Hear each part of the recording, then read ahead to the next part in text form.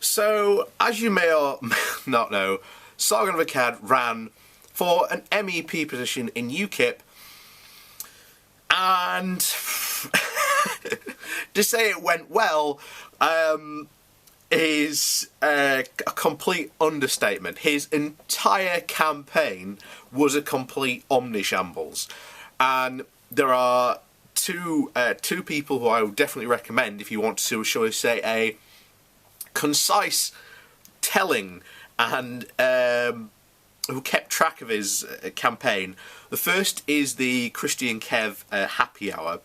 They've been following that for quite some time, and it's, well, yeah, unbelievable. The other one is Hey It's Vadim, who just released his first video going over this whole mess, and yeah, a lot happened. And to say that, if this happened to me, that would be it. That would, as far as I'd be concerned, YouTube and going out in physical to meet people would be over. But no, Sargon has decided in his wisdom, quote unquote, that it would be a really good idea to formulate a 20-year plan to defeat the communists. Right, I wonder what he thinks about the communist in the Brexit party, but, you know, that's another story.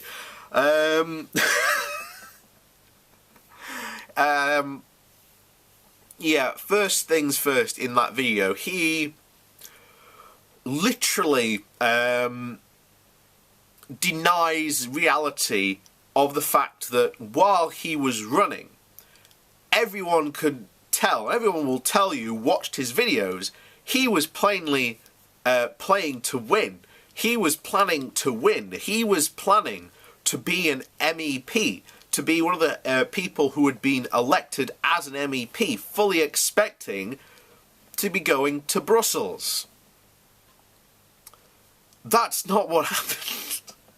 So instead, he literally has been concocting this, well, justification as to why he lost. It was, oh, you could never beat Farage. He was saying he was going to beat Farage and that UKIP were behind him. UKIP weren't behind him. Not only did his branch, but the entire region of Gloucestershire resigned from UKIP. His own staffer, that we now know, voted against him for the Brexit party. You know, what do you know, and Thunderfoot put this right, calling him Sargon of 3%.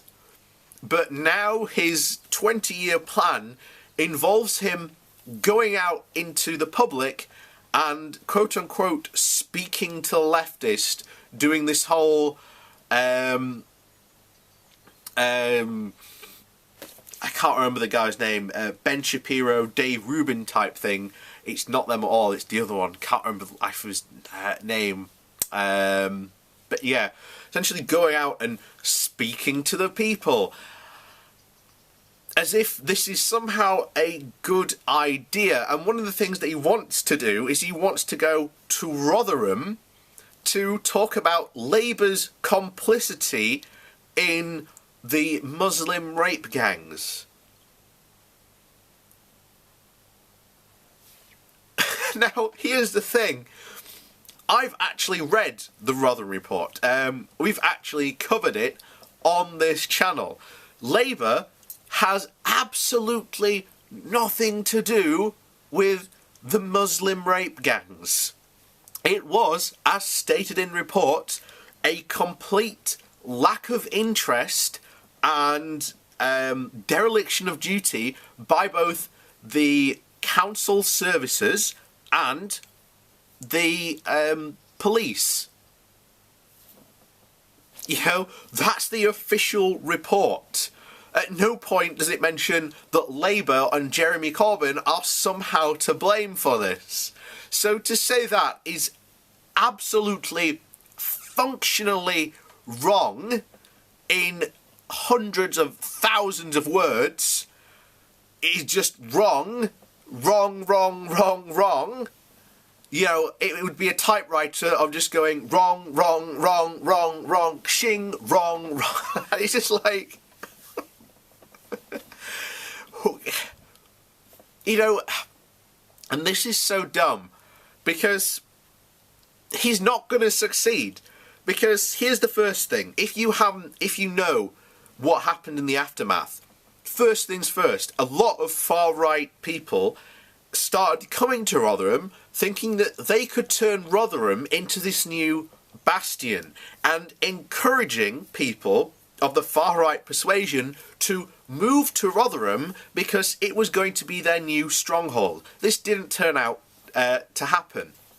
You had literally marches by the far right every single weekend in Rotherham, to a point where, as even locals said, there was no point going out to do any type of shopping on a Saturday because you'd just be swamped by idiot right-wing protesters and they didn't want to do it. You had the local economy suffered because you had, you know, shopkeepers, and a friend of mine was a shopkeeper during that time, and they basically went, there's no point opening on a Saturday because no one wants to come and do their shopping in the town centre while these marches are going on. So all these marches eventually got banned by the town council. That is not also including the fact that you had two of probably the high profile incidents that happened. You had two teenagers who decided to beat up a 70-year-old Muslim man.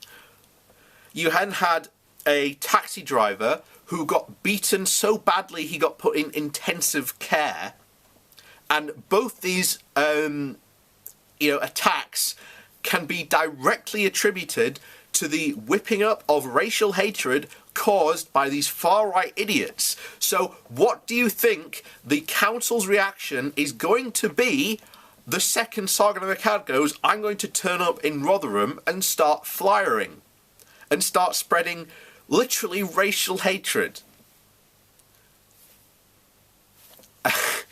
It's not going to happen. This is a completely stupid idea. He's going to get arrested and then brought up on a public order offence. So it ain't going to happen. And if Sargon does decide to come here, then I will be reporting this to, first of all, South Yorkshire Police. I will then be reporting him to the Rotherham Town Council. I will then be organising a counter-protest, just in case he does come, because, quite frankly, no one wants him here. No one wants him anywhere near this region at all.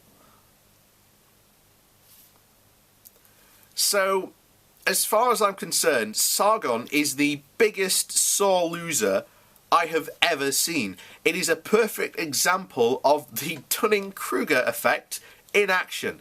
It is unbelievable that this guy thinks that somehow his electoral wipeout is somehow a positive thing for him to win.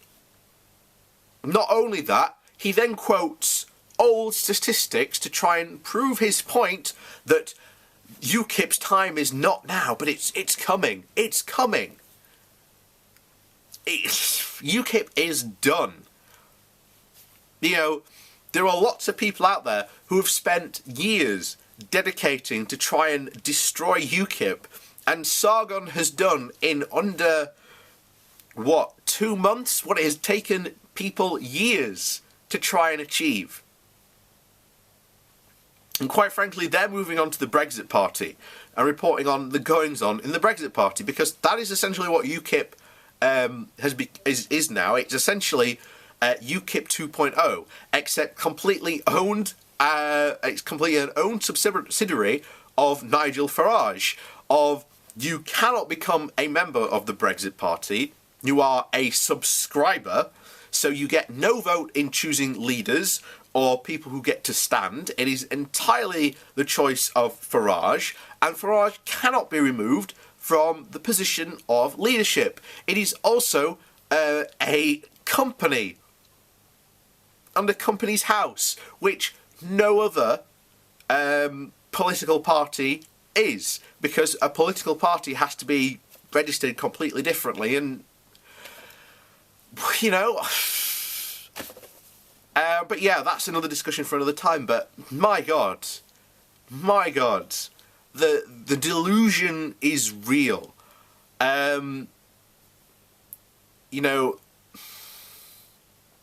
It's right. His new name is now and forever will be Sargon of 3%, and forever be known as that rape tweet guy. But there you go.